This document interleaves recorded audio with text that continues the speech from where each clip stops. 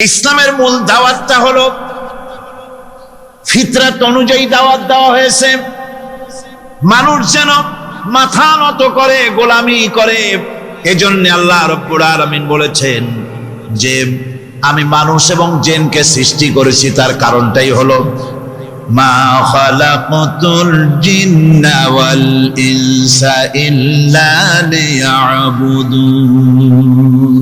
মানুষ আর জিন জাতিকে সৃষ্টি করা হয়েছে ইবাদতের জন্য, গোলামির জন্য। ইবাদত আর গোলামি এটাই করতে হবে, গোলামি করতে হবে, দাসত্ব করতে হবে। আর এই দাসত্ব, আল্লাহর আনুগত্যই গোলামির দাওয়াত দিয়েছেন দুনিয়ার সব নবীরা। কোন নবী বলেন নাই যে আমার গোলামি করো। কেউ বলেছেন? বলেন জোরে, কেউ বলেছেন?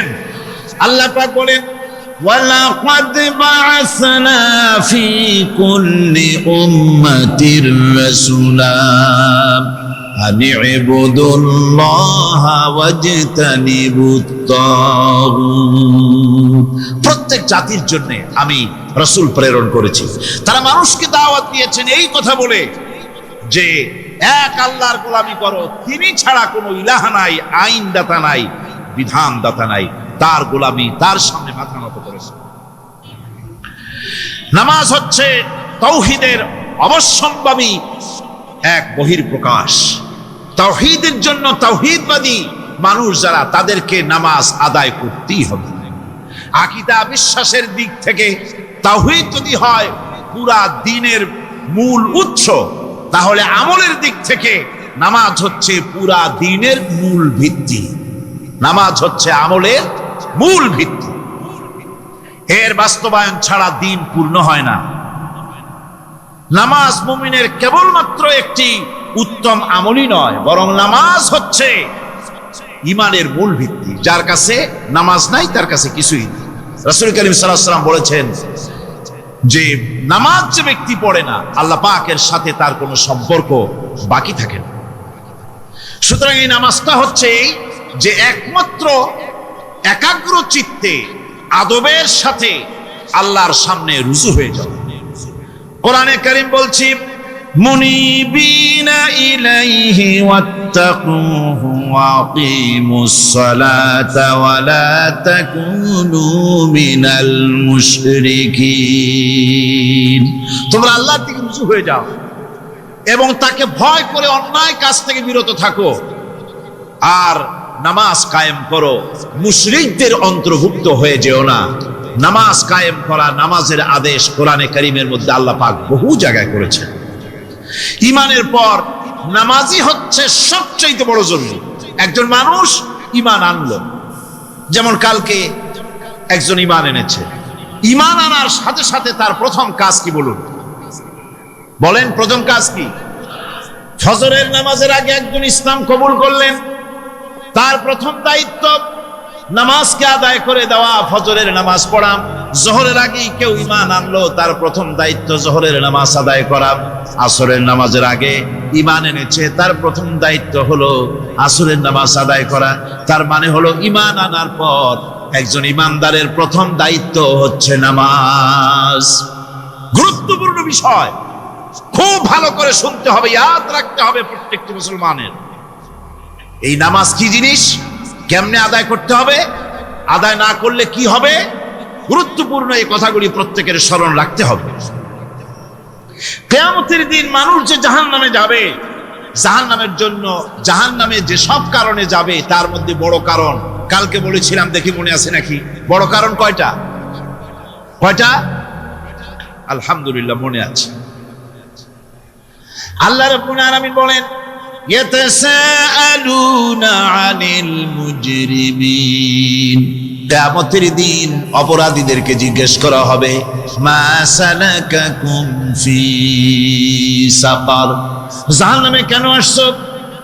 জবাবে তারা বলবে ক্বালু লাম নাকু মিনাল মুসাল্লিনা ওয়া লাম নাকু নুতঈমুল মিসকিন। নামাজ পড়ি নাই, আর এতিম মিসকিনদের খেতে দেই নাই, এই কারণেই জাহান্নামে এসেছি। কল নাউযুবিল্লাহ। নামাজ যারা পড়বে না জাহান্নামে যেতে হবে। কোথায় যেতে হবে? আকীদাগত দিক থেকে ঈমান হলো তাওহীদের স্বীকৃতি, আর আমলের দিক থেকে নামাজ হচ্ছে তাওহীদের বহিঃপ্রকাশ। আপনি মুসলমান তা প্রমাণ হবে নামাজ দিয়ে। নামাজহীন ইমানের দাবি মূল্যহীন। যার নামাজ নাই তার ইমানের দাবি করার কোনো মূল্যই নেই। অনেক এরকম কথা বলে, হুজুর আমি মানুষটা নিতান্ত খারাপ না, যাই মনে করেন, গ্রামে রাস্তা বানাইছি, ব্রিজ করে দিয়েছি, কালভার্ট করেছি, এতিম মিসকিনরে তাও মাঝে মধ্যে খাবার দেই, বিধবারে কাপড় চোপড় দেই, মানুষটা আমি নিতান্ত খারাপ না, তবে এই মাঝে মধ্যে একটু নামাজ পড়ি না, তাতে কি আমার ইমান নষ্ট হয়েছে নাকি?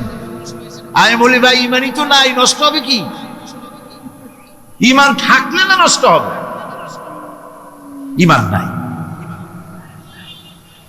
সুতরাং একজন মুসলমান যদি নামাজ না পড়ে নিজেকে মুসলমান বলে দাবি করার কোন হক তার না, দাবি করার অধিকার না।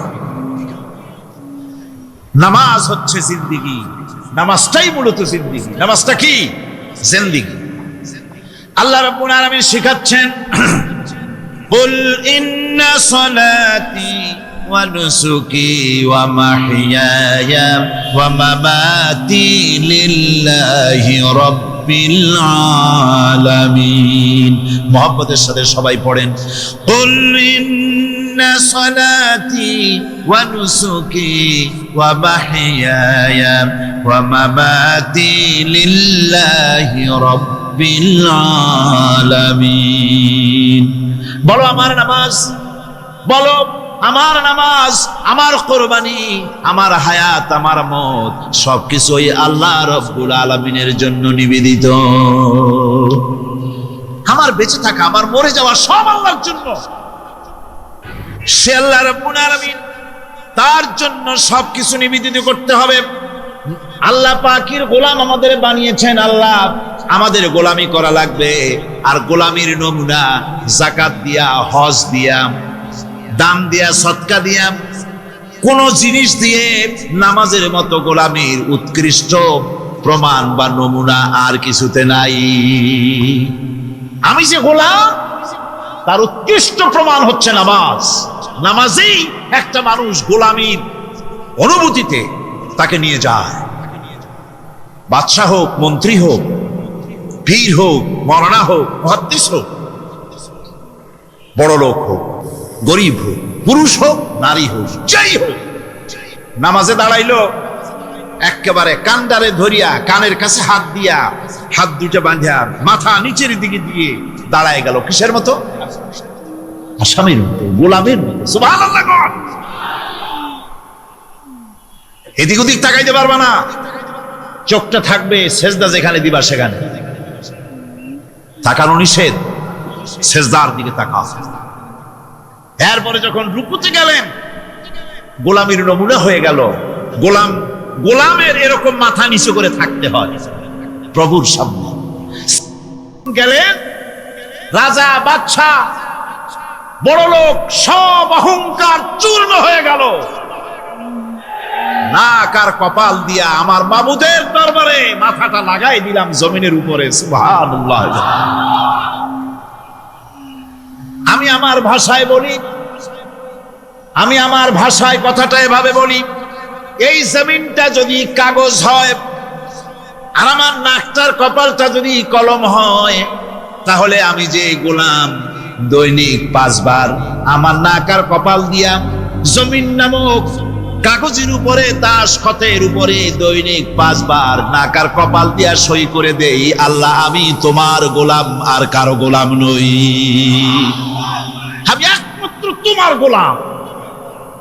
ঘুমের থেকে উঠে সেজদা দিয়ে বলি, দুপুরের সময় কাজ ফালাইয়া আর একবার বলি, বিকেল আসার আগে আসরে আর একবার বলি, দিন যখন শেষ হয় আর একবার বলি, রাতে যখন শুতে যাই আর একবার সেজদা দিয়া ঘোষণা করি, মাবুদ আমি তোমার গোলাম। সুবহানাল্লাহ। নামাজ হচ্ছে ইসলামের গণ্ডির মধ্যে প্রবেশের প্রমাণ। কোরআনে কারীম বলছে, ফাইন তাবু ওয়া আকামুস সালাতা ওয়া আতাউস যাকাতা ফাইখওয়ানুকুম ফিদ্দীন। সূরা তওবা এসেছে। তারা যদি তওবা করে আর নামাজ কায়েম করে, যাকাত যদি আদায় করে, তাহলে এখন তোমাদের সে দ্বীনি ভাই, এখন ভাই হয়ে গেল। একটু আগে ছিল কাফের মুশরিক, এখন তোমার দ্বীনি ভাই। দ্বীনের গণ্ডির মধ্যে প্রবেশ করা কলেমা পড়ার সাথে সাথেই নামাজ। নামাজ হচ্ছে দ্বীনের প্রধান গেট, দ্বীনের প্রধান তোরণ। দ্বীনের মধ্যে প্রবেশ করার জন্য এই গেট দিয়ে প্রবেশ করতে হবে। সুতরাং এই নামাজের এতই গুরুত্ব দেওয়া হয়েছে। ইসলাম যদি ক্ষমতায় আসে, আল্লাহ যেন এনে দেন, জোরে কোন আমিন। ইসলাম যদি ক্ষমতায় এসে যায়, রব্বুল আলামিন তাফসীরে মাহফিল কোরআন সামনে নিয়ে আশা করে তোমার দরবারে দোয়া করি, এই বিশাল জনসমুদ্রের দোয়া কবুল করো মাবুদ গো, এই বাংলাদেশকে ইসলামের দেশ বানাইয়া দাও। দেশটা যদি ইসলামের হয়ে যায়, আইন যদি আল্লাহর হয়, শাসন যদি সৎ লোকেরা করে, রব্বুল আলামিন কোরআন শরীফে বলেন, তাহলে তারা 4টা কাজ করবে। আল্লাযীনা মাক্কান্নাহুম ফিল আরদ আকামুস সালাতা ওয়া আতাউজ যাকাত ওয়া আমারু বিল মা'রুফি ওয়া নাহাউ আনিল মুনকার। মুমিনেরা ক্ষমতায় এসে প্রথম যে কাজটা করবে, প্রথমে ক্ষমতায় এসেই নামাজ বাধ্যতামূলক করবে। প্রথম কি? ওয়াজ নসিহতে অনুরোধ করা হবে না, বাবাজিরা আল্লাহর রাস্তায় নামাজটা পড়ে না। রেডিও এবং টেলিভিশনের মাধ্যমে রাষ্ট্রপ্রধান আদায় করে দিবেন, যারা আকেল বালিগ সকলের জন্য নামাজ বাধ্যতামূলক, নামাজ পড়তেই হবে, এটা অর্ডার। বেলা যখন 1টা বেজে যাবে, বেলা যখন 1টা বাজবে, সমস্ত মসজিদে আজান শুরু হয়ে যাবে। আজানের সাথে সাথে অফিস, আদালত, কল কারখানা, ক্ষেত খামার, শিক্ষাঙ্গন সব ডেডলক হয়ে যাবে। আধা ঘন্টার জন্য বন্ধ হয়ে যাবে। যারা মুসলমান অফিসে, কলেজে, ইউনিভার্সিটিতে, সর্বত্র তারা নামাজের জন্য প্রস্তুতি নেবেন। আধা ঘন্টার ভিতরে নামাজ আর খানা সেরে আবার কলেজ চলবে, বিশ্ববিদ্যালয় চলবে, কল চলবে, কারখানা চলবে, ক্যান্টনমেন্ট চলবে, সেক্রেটারিয়েট চলবে, সব আপন গতিতে চলতে থাকবে। আল্লাহর রহমত, বরকত আকাশ ফেরে নাজিল হয়ে যাবে। আর এই অর্ডার যে দেওয়া হবে, নামাজ পড়বেন সেখানে। থানায় যখন আজান হবে, থানায় আজান হয়ে গেছে, থানার স্টাফ, পুলিশ যারা আছে, জামাতে খাড়া হয়ে যাবে, ইমামতি করবেন ওসি সাহেব। এসপির অফিসে এসপি সাহেব ইমামতি করবেন, ডিসি সাহেব তার অফিসে ইমামতি করবেন, মন্ত্রী সেক্রেটারিয়েট ইমামতি করবেন, প্রেসিডেন্ট বঙ্গভবন ইমামতি করবেন, বিশ্ববিদ্যালয়ের ভাইস চ্যান্সেলরের ইমামতিতে সে জায়গার মুসলমান ছাত্র ছাত্রী, শিক্ষক শিক্ষয়িত্রী এক জামাতে নামাজ আদায় করবে। এই যদি হয় চিত্র দেশের, অপরাধ থাকবে? থানায় ওসি সাহেব নিজেই যদি জামাতের ইমামতি করেন, এইভাবে নামাজ আদায় করেন পুলিশদের নিয়ে জামাতে, ঘুষ আর খাবে তারা? এসপি সাহেবের অফিসে, ডিসি সাহেবের অফিসে মন্ত্রীরা যদি এভাবে নামাজ কায়েম করে, তাহলে কি অন্যায় অপরাধ কিছু থাকবে সমাজে? থাকবে না। সুতরাং নামাজ বাধ্যতামূলক করে দেওয়া হবে। নামাজ বাধ্যতামূলক, সকলকে নামাজ পড়তে হবে। নামাজ হচ্ছে অপকর্মের প্রতিবন্ধক। নামাজ পড়লে অন্যায় কাজ থেকে বাঁচার পর, অন্যায় থেকে বাঁচাই কিসে? নামাজ।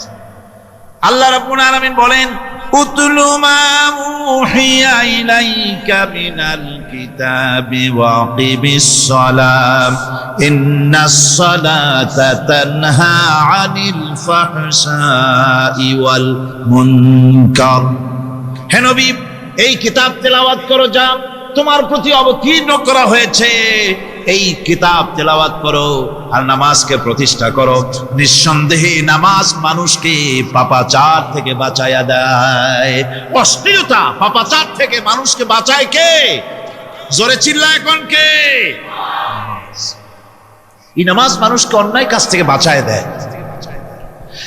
নামাজ যে মানুষকে অন্যায় কাজ থেকে বাঁচায়, কেমনে বাঁচায়? আমরা যে নামাজ পড়ি এই নামাজে তো আমাদেরকে অন্যায় কাজ থেকে বাঁচাইতে পারে না। নামাজি বহুত মানুষ আছে অন্যায় করে, করে কিনা? কোন না করে না? করে।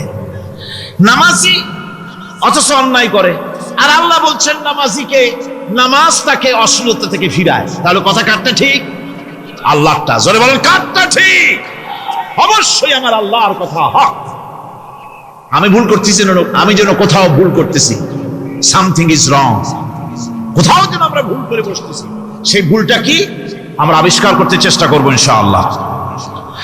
প্রথম যে কথাটা সেটা হচ্ছে এই যে আমরা যা নামাজে পড়ি আমরা তা বুঝি না। কথা ঠিক কিনা? আমি যদি এখন প্রশ্ন করি সামি আল্লাহু লিমান হামিদা অর্থ কি, কোন ফার্স্ট ডিভিশনে কয়েকটা লেটার নিয়ে ফেল করবেন এরকম লোক আছেন না নাই? সুবহান রাব্বিয়াল আলা অর্থ কি জানি না, সুবহান রাব্বিয়াল আযীমের অর্থ কি জানি না, দোয়া কুনুত অর্থ কি জানি না, তাশাহুদ অর্থ কি জানি না, সূরা ফাতিহার অর্থ কি জানি না। এমন কি উযুর মধ্যে কয়টা ফরজ তা অনেকের জানা নাই। কথা কি বেশি বললাম না ঠিক বলছি?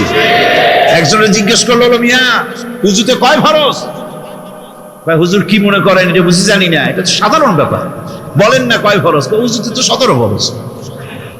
কি কি কয়? হাত ধোয়া, পাও ধোয়া, মুখ ধোয়া, নাক ধোয়া, চোখ ধোয়া, জিহ্বা ধোয়া, মাথা ধোয়া।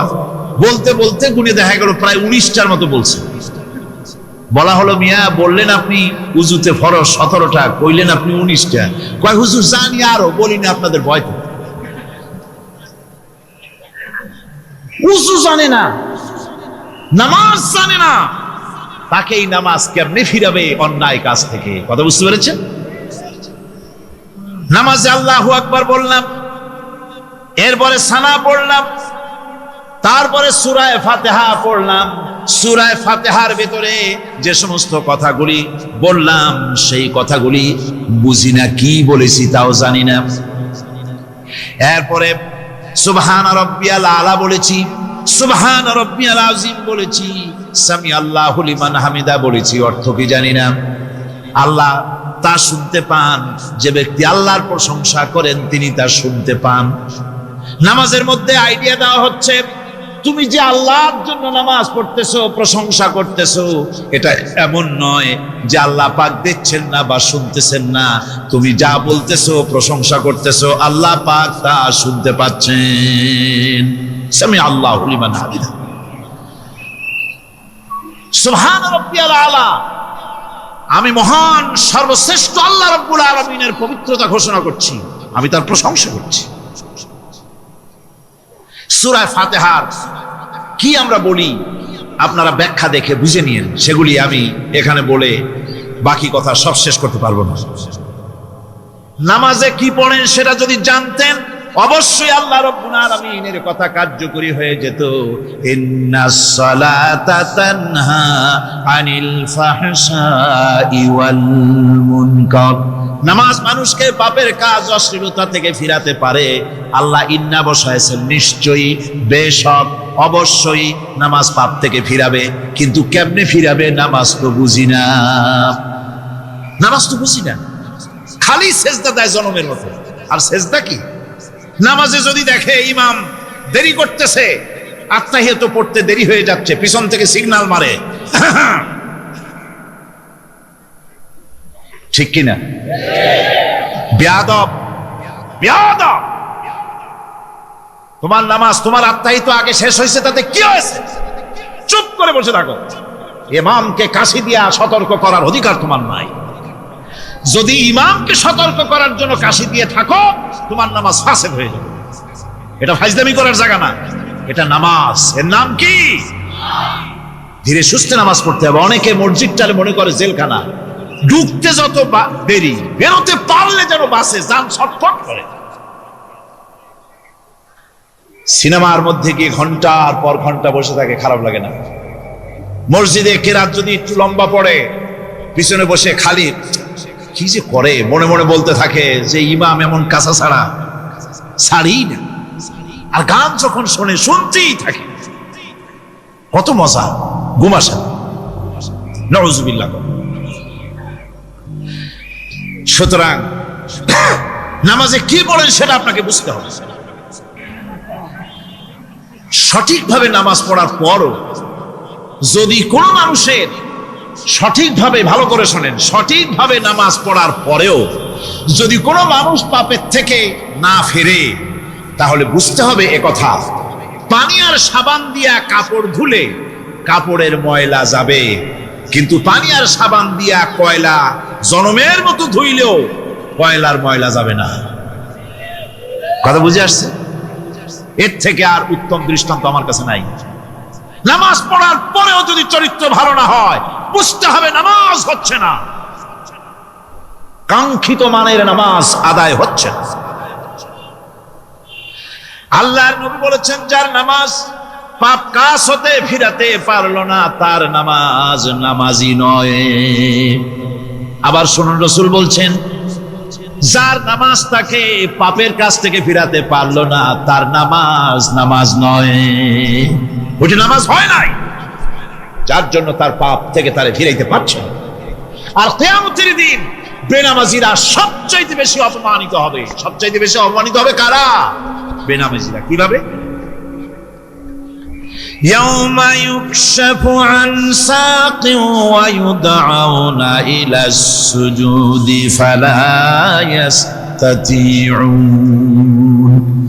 সেদিন কঠিন সময় আল্লাহ রাব্বুল আলামিন লোকদেরকে সিজদা করার জন্য বলবেন, কিন্তু যারা বেনামাজি ছিল দুনিয়ায়, তারা সিজদা দিতে পারবে না। বলেন নাউযুবিল্লাহ। অবস্থাটা কি হবে? খাশিআতান আবসারুহুম তারহাকুহুম যিল্লাহ। তাদের দৃষ্টি নিচু হবে, লাঞ্ছনা এবং অপমান তাদের উপরে চেপে বসবে, সিজদা দিতে পারবে না। আল্লাহ আমাদেরকে ক্ষমা করুন। কিয়ামতের দিন হযরত আদম আলাইহিস সালাম থেকে শুরু করে পৃথিবীর সমস্ত মানুষের সামনে আল্লাহ রাব্বুল আলামিন সিজদা করার জন্য অর্ডার করবেন। যারা নাকি বেনামাজি, ওরা আল্লাহর দরবারে সেদিন সিজদা দিতে পারবে না, লাঞ্ছিত অপমানিত হবে। জোরে বলেন নাউযুবিল্লাহ।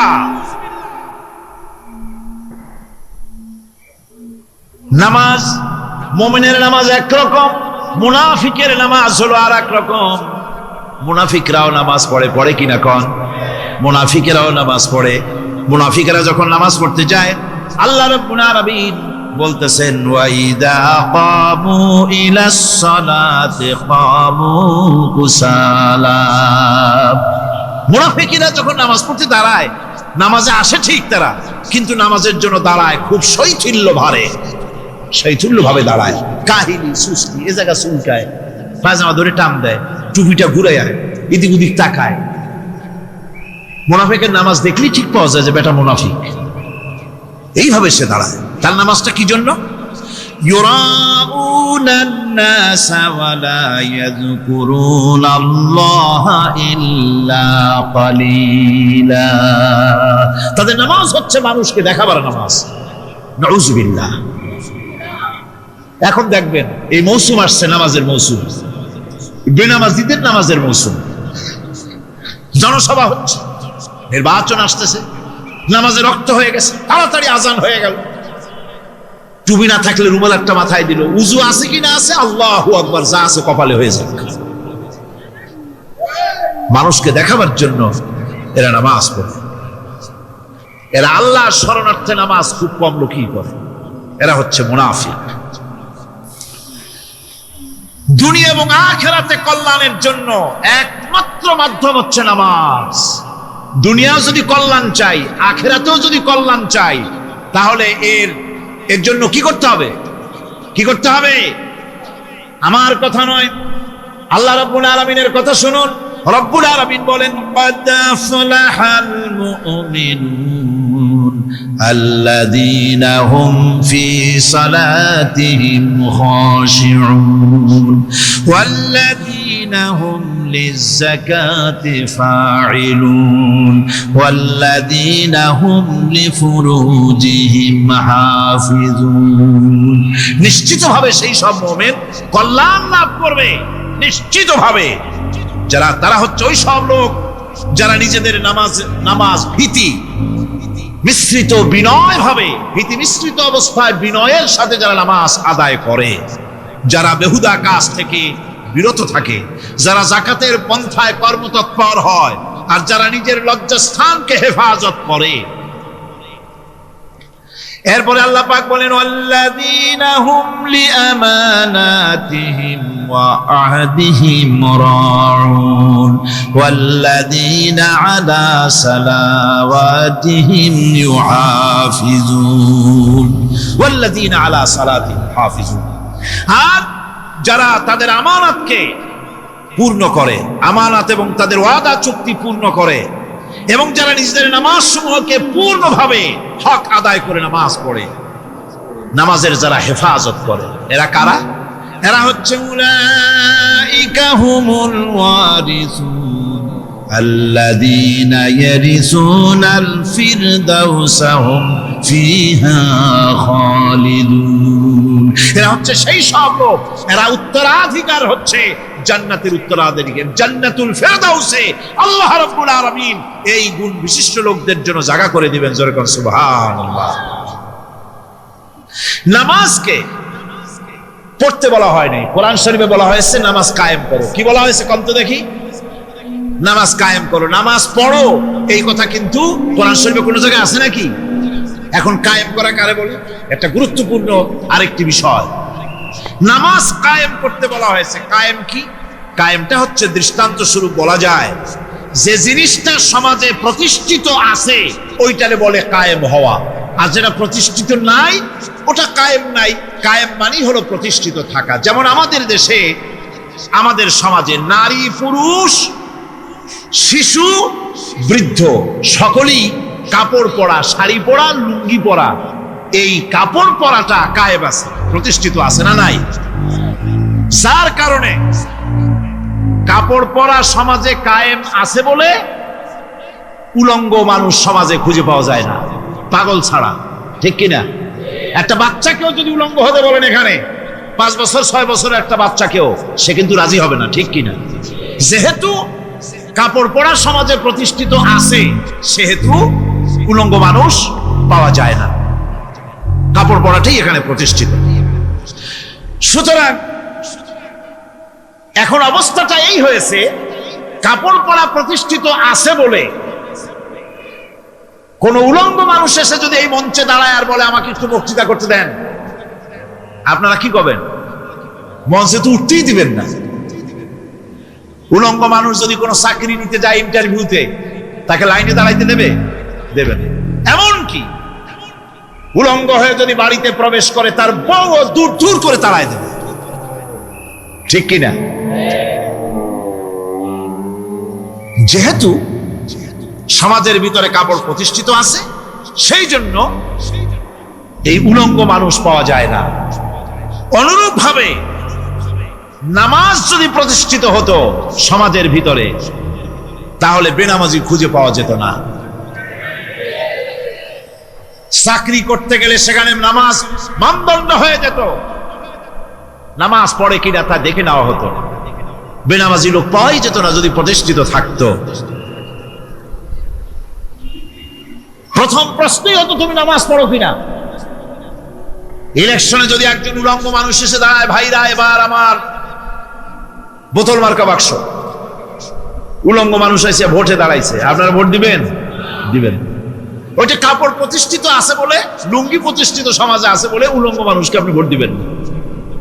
নামাজ যদি প্রতিষ্ঠিত থাকতো সমাজে, বেনামাজি মানুষ যদি এসে মঞ্চে দাঁড়ায়া যতই বলতো আমি ক্ষমতায় গেলে এই করব সেই করব, নামাজ প্রতিষ্ঠিত থাকলে পরে বেনামাজিরে কেউ ভোট দিত না। নামাজ যদি প্রতিষ্ঠিত থাকতো তাহলে অফিসের অফিসার তো দূরের কথা, বেনামাজি অফিসের ঝাড়ুদারের চাকরিও তার কিসমতে জুটতো না যদি নামাজ প্রতিষ্ঠিত থাকতো।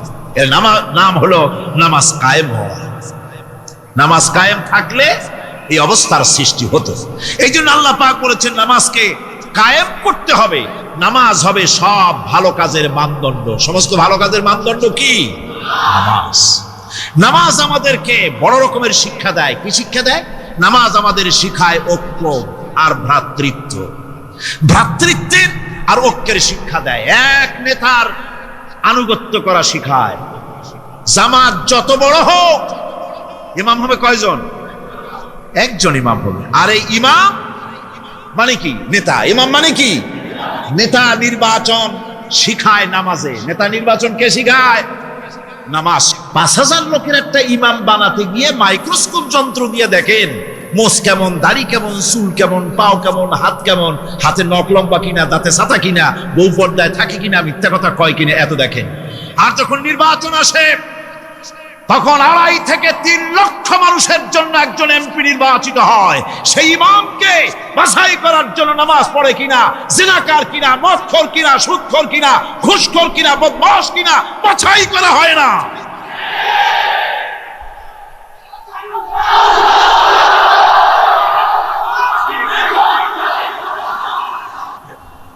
নামাজ আমাদেরকে এটা শিখায়। ইমাম কেমনে বানাইতে হবে, কন সুবহানাল্লাহ।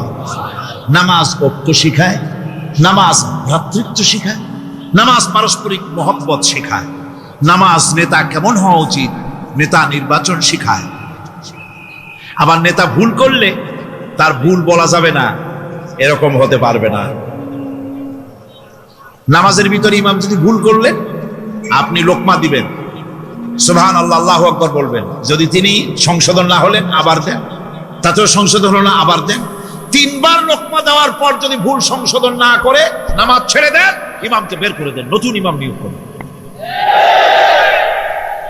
যারা ক্ষমতায় যাবে, আপনি রাষ্ট্রের ইমাম যারে বানাবেন, সেই রাষ্ট্রীয় ইমাম যদি জনগণের ইচ্ছার বিরুদ্ধে যদি চলে, ১ বার লোকমান দেন, ২ বার লোকমান দেন, ৩ বার দেন, তারপরেও যদি না নামে, খাট ধরে নামেন। নামাজ আপনাকে নেতা নির্বাচন, নেতাকে প্রতিষ্ঠিত রাখা, নেতার আনুগত্য আপনাকে শেখায়। নামাজ লাইন সোজা করে দাঁড়াতে হবে। লাইন যদি বাঁকা করেন, আপনার কলজেটা ওরকম বাঁকা হয়ে যাবে। নাউযুবিল্লাহ। নামাজের কাতারে যার কারণে নামাজের কাতার বাঁকা হবে, পুরা কাতারের জন্য আল্লাহর কাছে ওই লোকটা দায়ী হয়ে যাবে। নামাজ শৃঙ্খলা শিখায়। সুবহানাল্লাহ কইতে ইচ্ছা করে না? নামাজ শৃঙ্খলা শিখায়, শৃঙ্খলা বোধ শিখায়, সোজা হয়ে দাঁড়ায়। তারপরে ঐক্য এবং মহব্বত শিখায়।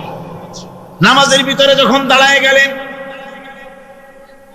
আমির দাঁড়ালো, ফকির দাঁড়ালো, মন্ত্রী দাঁড়ালো, তার ড্রাইভারও দাঁড়ায় গেল, একই কাতারে দাঁড়ায় গেছে। নামাজ পড়তে গিয়ে ড্রাইভারের পাও গিয়ে লেগেছে মন্ত্রীর গায়ে। নামাজ শেষ হওয়ার পর মন্ত্রীর বাবার ক্ষমতা নাই এ কথা বলার যে বেটা ড্রাইভার সলিমুদ্দি, তোর পাও লেগেছে আমার পায়ে, তোর চাকরি সুদ্ধা দোজকে পাঠায় দেব। পারবে বলতে? পারবে না। মিয়া মন্ত্রী সাহেব, এটা তোমার সেক্রেটারিয়েট না, এটা আল্লাহর ঘর। এটা কার ঘর? এক হি সব মে খড়ে হো গয়ে মাহমুদ ও আয়াজ, এক হি সব মে খড়ে হো গয়ে महमूद आयाज, न कोई बंदा रहा न कोई बंदा नवाज। एक ही कतारे दाঁড়িয়ে গেছে।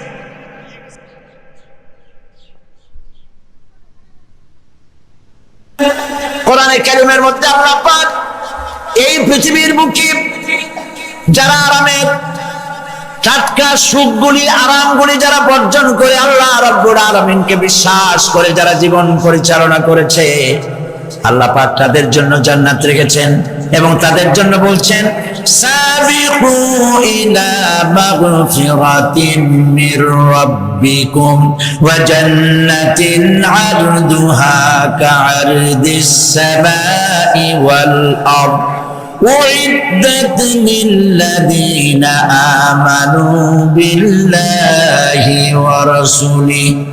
আল্লাহ পাক বলেন, প্রতিযোগিতা করো আল্লাহর মাগফিরাত কামনার জন্য, জান্নাতে যাওয়ার জন্য প্রতিযোগিতা করো, আল্লাহর রহমত পাওয়ার জন্য সৎ কাজের প্রতিযোগিতা করো, তাহলে আল্লাহ রাব্বুল আলামিন তোমাদেরকে ক্ষমা করবেন আর তোমাদের জন্য এমন জান্নাত দিবেন যেই জান্নাত আকাশের বিশালতার, জমিনের বিশালতার মতো। এই বিরাট জান্নাত তোমাদেরকে দিবেন। এই জান্নাত চিরস্থায়ী সুখ এবং শান্তি জায়গা হবে। মাসালুল জান্নাতিল্লাতী উইদাল মুত্তাকুন ফিহা আনহারুম মিন মাইন গায়রি আসিনিন ওয়া আনহারুম মিন লাবানিন লাম ইয়াতাগায়্যার তা'আমুহু। আল্লাহ পাক বলছেন জান্নাত আল্লাহ পাক ওয়াদা করেছেন মুত্তাকিদের জন্য। আল্লাহ পাক জান্নাত দিবেন, যে জান্নাতের ভিতরে রয়েছে মধুর প্রস্রবণ, রয়েছে দুধের প্রস্রবণ, রয়েছে সেখানে স্বচ্ছ পানির প্রস্রবণ রয়েছে। এই সুন্দর জান্নাত ঝর্ণা ধারা আল্লাহ পাক সৃষ্টি করেছেন, বাগ বাগিচা দিয়ে ভরে রেখেছেন জান্নাত। সেই জান্নাত হবে এয়ার কন্ডিশন, রোদ্রের তাপ হবে না সেখানে, রোদ্রের খরক তাপ হবে না সেখানে, ঠান্ডার প্রচন্ডতা থাকবে না। কিরকম হবে জায়গাটা? আল্লাহ পাক বলছেন মুত্তাকিনা আলাল আরাইকি লা ইয়ারাউনা ফিহা শামসান ওয়ালা জামহারিরা ওয়াদানিয়াতান আলাইহিম যিলালুহা ওয়া দুল্লিলাত কুতুফুহা তাদলীলা। আল্লাহ পাক এমন জান্নাত রেখেছেন, সেই আল্লাহ পাক সেই জান্নাতের ভিতরে জান্নাতীরা ঠেস লাগায়া মুখোমুখি অবস্থায় তারা সেখানে বসবে, আর জান্নাতীদের মনের মধ্যে কোনো দুঃখ থাকবে না, পেরেশানি থাকবে না। পৃথিবীতে মানুষের দুঃখ থাকে, পেরেশানি থাকে, সেখানে কোনো দুঃখ আর পেরেশানি থাকবে না। সেই জায়গাটা হবে শীতাতপ নিয়ন্ত্রিত, না শীত না গরম, চির বসন্ত বিরাজ করবে। জান্নাতীরা সেখানে থাকবে। এই সুন্দর জান্নাত আল্লাহ পাক রেখেছেন মুত্তাকিদের জন্য। সুবহানাল্লাহ। কাফেরদের জন্য জান্নাত হবে জাহান্নাম হবে চিরকাল, খালিদিনা ফিহা আবাদান, চিরকাল কাফেরেরা জাহান্নামে থাকবে। সর্বশেষ যে ব্যক্তি জাহান্নাম থেকে মুক্তি লাভ করবে তাকে আল্লাহ পাক বলবেন, ফেরেশতাদেরকে বলবেন, আমার ফেরেশতারা আমার এই বান্দাকে জান্নাত এবং জাহান্নামের মাঝখানে রেখে দাও। জান্নাত এবং জাহান্নামের মাঝখানে লোকটি যখন থাকার জায়গা পাবে, সে জান্নাতের দিকে তাকায়া দেখবে আর কাঁদতে থাকবে। আল্লাহ পাক জিজ্ঞেস করবেন, বান্দারে যুগের পর যুগ ধরে জাহান্নামে কেঁদেছো, আমি রব্বুল আলামিন জাহান্নাম মাফ করে দিয়া জান্নাত জাহান্নামের মাঝখানে রেখে দিয়েছি, আযাব থেকে তো বেঁচে গেছো, এখন কাঁদো কেন? লোকটি বলবে, রব্বুল আলামিন কান্দি এই কারণে, জাহান্নাম থেকে মাফ করেছো, তোমার শুকরিয়া আদায় করি। জান্নাত তো আমার কপালে নাই, কিসমতে নাই, কিন্তু জান্নাত আমি এখান থেকে দেখতে পাচ্ছি। জান্নাতের সুঘ্রাণ আমার নাকে আসতেছে, কপালে নাই যাওয়ার। আমি কাঁদি এই জন্য, তুমি যদি মেহেরবানি করে আমাকে জান্নাতের দরজার কাছে একটু দাঁড় করায় দিতা, প্রাণ ভরে তোমার জান্নাতের দৃশ্যটা একটু দেখতাম। আল্লাহ পাক তার আরজি পূরণ করবেন, বলবেন যাও, ফেরেশতাদের বলবেন এর জান্নাতের দরজার কাছে দাঁড় করায় দাও। জান্নাতের দরজার কাছে দাঁড়িয়ে লোকটি আবার কান্না শুরু করবে। আল্লাহ পাক প্রশ্ন করবেন, এবার কান্দো কেন? লোকটি বলবে, রব্বুল আলামিন কান্দি এই কারণে, জান্নাতের এই দরজায় দাঁড়ায়া জান্নাতের অফুরন্ত নেয়ামত কিছুই ভালো করে দেখা যায় না, শুধু অল্প জায়গা দেখি। যদি তুমি আমারে দয়া করে জান্নাতের মাঝখানে দাঁড় করায় দিতা, চতুর্দিকে তাকায়া তাকায়া দেখা কলিজারে ঠান্ডা বানাইতাম। তবে আমি ওয়াদা করি, জান্নাতের কোনো নাজ নেয়ামত, কোনো ফল আমি খাবো না, ধরবো না, ছুঁইব না। একটুখানি মেহেরবানি করে মাঝখানে দাঁড় করাইয়া দাও, জানদারে ঠান্ডা করি। আল্লাহ রব্বুল আলামিন ফেরেশতাদের বলবেন, আমার এই বান্দারে জান্নাতের মাঝখানে দাঁড় করাইয়া দে। আল্লাহর নবী বলেন, জান্নাতের মাঝখানে দাঁড়িয়ে লোকটি আগের চাইতে আরো জোরে চিৎকার মেরে কাঁদতে থাকবে। আল্লাহ পাক বলবেন, বান্দারে কি হলো তোর? দরজার কাছে আসতে চাইছিলে, আইনা দিলাম, আবার এবার মাঝখানে আসতে চাইছো, তাও এনে দিয়েছি, আবার কান্দো কেন? লোকটি বলবে রব্বুল আলামিন এবার কান্দি এই জন্যে তুমি যখন দয়া করে একটিবার জান্নাতের মাঝখানে এনে আমাকে দাঁড় করায় দিয়েছো, তুমি রহমান রহিম গফুরুর রহিম, এই জান্নাত থেকে আবার আর বাইর করে দিও না। আল্লাহ রাব্বুল আলামিন বলবেন, ও আমার বান্দারে, আমার এই জান্নাত তোর খুব পছন্দ হয়েছে নাকি? লোকটি বলবে রব্বুল আলামিন কলিজা ঠান্ডা হয়ে গেছে, ভাবতেও পারি না এই জান্নাত এত সুন্দর। আল্লাহ পাক বলবেন, বান্দারে এরকম একটি নয়, দুইটা নয়, তোর জন্য আমি 10টা জান্নাতে এরকম রিজার্ভ করে রাখছি। সুবহানাল্লাহ। আল্লাহ পাককে ভয় করে পৃথিবীর সমস্ত পাপ থেকে যারা নিজেকে রক্ষা করবে, আল্লাহ তাদের জন্য এই জান্নাত রেখে দিয়েছেন। সুবহানাল্লাহ। সেই জান্নাতের রিসিপশন আপনারা আন্দাজ করতে পারবেন না, রিসিপশন কারে কয়? কি এর প্রধানমন্ত্রী আর প্রেসিডেন্ট, 4-5টা পুলিশ আর আর্মি এসে একটা ফট করে সেলুট মারলো, বাস শেষ হয়ে গেছে, এরকম না। জান্নাতীদেরকে রিসিপশন দেওয়া হবে। জান্নাতীরা যখন আল্লাহর হুকুমে জান্নাতের দিকে যেতে লাগবে, আর যখন জান্নাতের কাছে চলে যাবে, আল্লাহ রাব্বুল আলামিন শোনায় দিচ্ছেন, হাত্তা ইদা জাউহা ফুতিহাত আবওয়াবুহা ওয়া ক্বালা লাহুম খাযানাতুহা সালামুন আলাইকুম তিবতুম ফাদখুলুহা খালিদিন। সুবহানাল্লাহ। জান্নাতীরা যখন জান্নাতে প্রবেশ করার দরজার মুখোমুখি হবে, দ্বার রক্ষীগণ তখন বলবে, সালামুন আলাইকুম, আল্লাহর শান্তি তোমাদের উপরে বর্ষিত হোক। সুবহানাল্লাহ।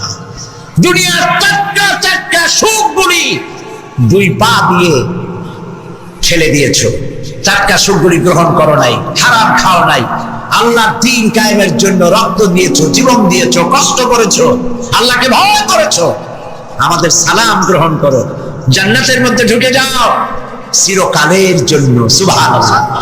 আর বাইরে হওয়া লাগবে না, চিরকাল এই জান্নাতের মধ্যে তোমরা বসবাস করতে পারবে, আল্লাহ রাব্বুল আলামিনের ফেরেশতারা বলে দিবেন। জান্নাতের মধ্যে আল্লাহ পাক হুরদের সঙ্গে জান্নাতীদের বিয়ের ব্যবস্থা করে দিবেন। কোরআনে কারিমে আল্লাহ পাক বলেন, মুত্তাকিনা আলা সুরুরিন মাসফুফাতিন ওয়া যাওয়াজনাহুম বিহুরিন ঈন। সামনাসামনি ভাবে সাজানো সারি সারি আসন সমূহের উপর তারা ঠেস লাগায় বসে থাকবে, আর আল্লাহ রাব্বুল আলামিন হুরদের সাথে জান্নাতীদের বিয়ের ব্যবস্থা করে দিবেন। যেসব হুরের সঙ্গে বিয়ে হবে তাদের আল্লাহ পাক বিবরণ দিচ্ছেন কি রকম হবে তারা। লাম ইয়াতমিসহুন্না ইনসুন ওয়ালা জান, এর পূর্বে জিন এবং ইনসান এদেরকে কেউ স্পর্শ করে না। কিরকম তারা? কাআন্নাহুন্নাল ইয়াকুতু ওয়াল মারজান, যেমন ঝিনুকের ভিতরে মণিমুক্তা থাকে, এইভাবে আল্লাহ পাক তাদেরকে পবিত্র করে রেখে দিয়েছেন। আমার প্রিয় ভাইরা, আল্লাহ রাব্বুল আলামিন কোরআনে কারীমের ভিতরে বলেছেন, ফাবিআইয়ি আলা'i রাব্বিকুমা তুকাযযিবান। জান্নাত দান করে আল্লাহ পাক এবার জান্নাতীদেরকে সম্বোধন করে বলবেন, ইয়া ইবাদি লা খাউফুন আলাইকুমুল ইয়াওমা ওয়ালা আনতুম তাহজানুন। হে আমার বান্দারা, লা খাউফুন আলাইকুমুল ইয়াওম, আজ আর কোনো ভয় নাই। সুবহানাল্লাহ, সুবহানাল্লাহ। আজ আর কোনো ভয় নাই, কোনো চিন্তাও নাই, আরামে এই জান্নাতের মধ্যে বসবাস করো।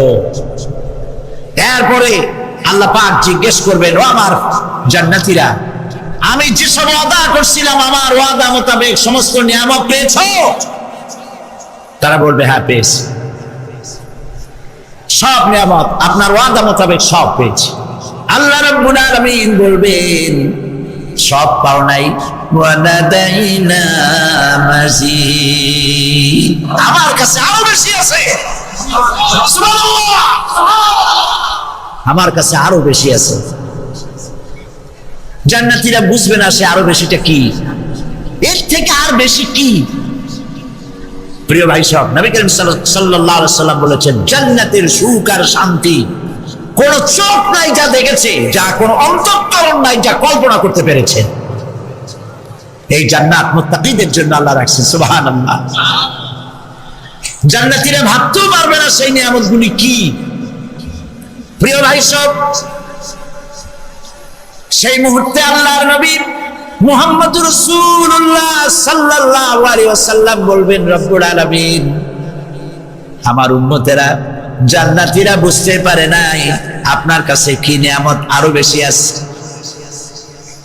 আমার এই উম্মতেরা জান্নাতীরা আপনার ওয়াদা মোতাবেক সব পেয়েছে, কিন্তু একটি জিনিস এখনো তাদের কিসমতে হয় নাই। সেই জিনিসটা হলো যারা তার রবকে না দেখে শুধু কোরআন আর হাদিসের কথা শুনে আরবের ঘুম হারাম করে তাহাজ্জুদের নামাজ আদায় করেছিল, চোখের পানি ফেলেছিল, যারা জান্নাত দেখে নাই, জাহান্নাম দেখে নাই, আপনাকে ভয় করে যারা জীবন পরিচালনা করেছিল, যারা আপনাকে দেখে নাই, না দেখে শুধু কোরআন হাদিস বিশ্বাস করে যারা অকাতরে নিজেদের জীবন বিলায় দিয়েছিল, এই জান্নাতীরা এখন পর্যন্ত তার রবকে দেখতে পারে নাই। আল্লাহ রাব্বুল আলামিন তার সামনে থেকে ৭০,০০০ পর্দা সরে যাবে। আল্লাহ পাক বান্দাদের আরজি পুরা করার জন্য জান্নাতীদের সামনে তিনি জালোয়া ফরজ হবে। কোরআন শরীফের ভিতরে আল্লাহ পাক বলে জান্নাতীরা তারা আল্লাহর দিকে, জান্নাতীরা তার রবের দিকে তাকিয়ে থাকবে, আর রব তার বান্দাদের দিকে তাকায়া থাকবে। প্রাণ ভরে জান্নাতীরা রবকে দেখবে, সুবহানাল্লাহ, আল্লাহ পাককে দেখবে। প্রাণ খুলে আজ দোয়া করি রব্বুল আলামিন জান্নাতের যেই পরিবেশে, যেই জায়গায় তুমি দয়া করে তোমার গোলামদেরকে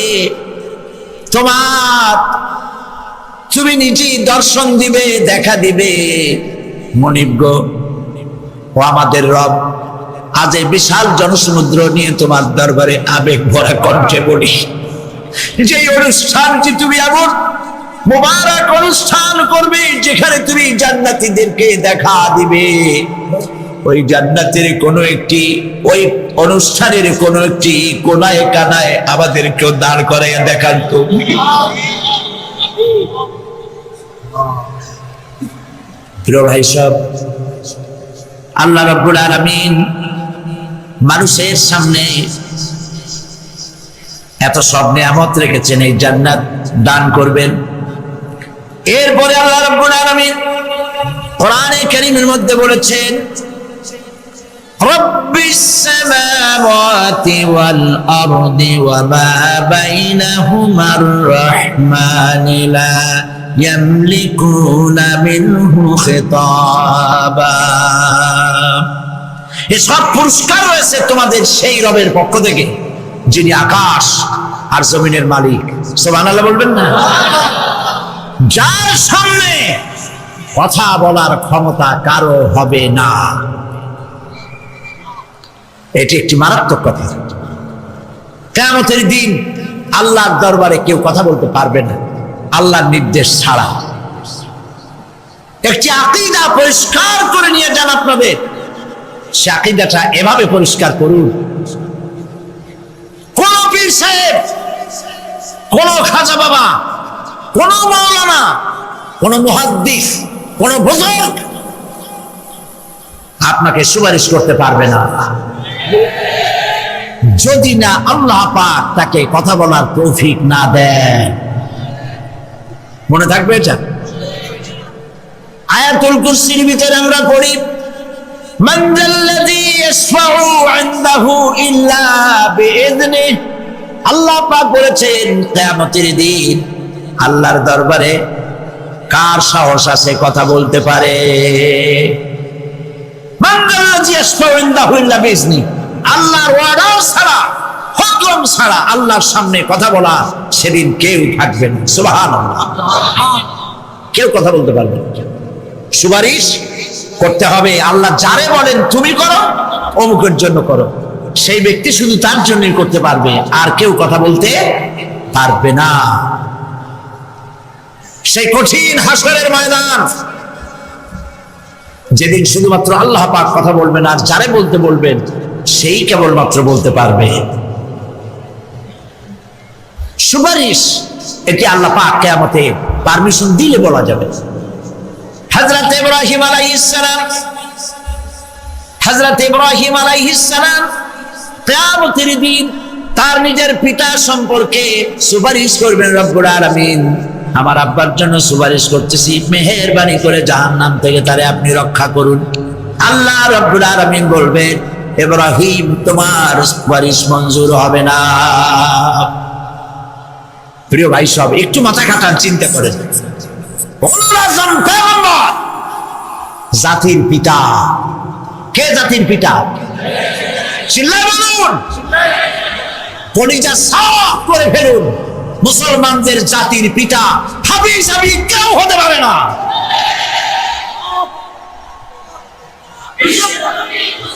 মিল্লাতা আবিকুম ইব্রাহিম, ইব্রাহিম আলাইহিস সালাম এই মিল্লাতের পিতা। সুবহানাল্লাহ। হযরত ইব্রাহিম আলাইহিস সালাম কিয়ামতের দিন বলবেন, আল্লাহ আমার আব্বার জন্য সুপারিশ করছি। আল্লাহ পাক বলবেন মঞ্জুর হবে না। আসর তোমার পিতা হতে পারে, কিন্তু আমার খলিলকে আগুনে ফেলার জন্য নমরুদকে সে সহযোগিতা করেছে, আমি তোমার পিতাকে ক্ষমা করব না। নবী করিম সাল্লাল্লাহু আলাইহি সাল্লামকে সাহাবায়ে কেরাম জিজ্ঞেস করেছেন, হে রাসূল, আপনার আব্বা এবং আম্মার অবস্থা কি হবে? নবী করিম সাল্লাল্লাহু আলাইহি সাল্লাম কেঁদে ফেলেছেন, সাফ করেছেন, আমি তাদের কোনো উপকারে আসব না। আল্লাহু আকবার। আপনি মনে করছেন নাকি যে ইয়া নবী সালাম আলাইকা বলি অন্য নবী সুপারিশ পাবেন? এত সহজ। কতগুলো রসগোল্লা খাইলেন আর বড় একটা মিছিল করলেন, আর উনি চলে যাবেন। পৃথিবীর সব মানুষ, সাহাবায়ে কেরাম বাদ দেন, পৃথিবীর সমস্ত মানুষ একত্রিত হয়ে আবু তালেব রাসূলুল্লাহকে যে ভালোবেসেছেন, ওর 1000 ভাগের 1 ভাগও সারা দুনিয়ার মানুষ রাসূলুল্লাহকে ভালোবাসতে পারবে? পারবে? নিজের ছেলে আলীকে, আলী রাদিয়াল্লাহু তাআলা আনহুকে আলাদা বিছানায় শোয়াইয়া, ছোট্ট মানুষ হযরত আলী আলাদা জায়গায় রাখিয়া মুহাম্মদুর রাসূলুল্লাহ সাল্লাল্লাহু আলাইহি ওয়াসাল্লাম এতিম মানুষ তারে কলিজার সাথে বুকের মধ্যে আশ্রয় দিয়ে আগলে রেখেছেন বুক ভরে। সেই আবু তালেব মৃত্যুর সময় নবী করিম সাল্লাল্লাহু আলাইহি ওয়াসাল্লাম বলেছিলেন, চাচা একটি বার আমার কানে তাওহীদের কালেমা শোনায় দেন। আবু তালেব তার কিসমতে ছিল না কালেমা। মরে যাওয়ার পর একজন সাহাবী বলেছিলেন, ইয়া রাসূলুল্লাহ, মৃত্যুর সময় আবু তালেবের মুখ আমি নড়তে দেখেছি, তিনি কালেমা পড়েছেন সম্ভবত। রাসূলুল্লাহ সাফ বলেছেন, আমি শুনি নাই।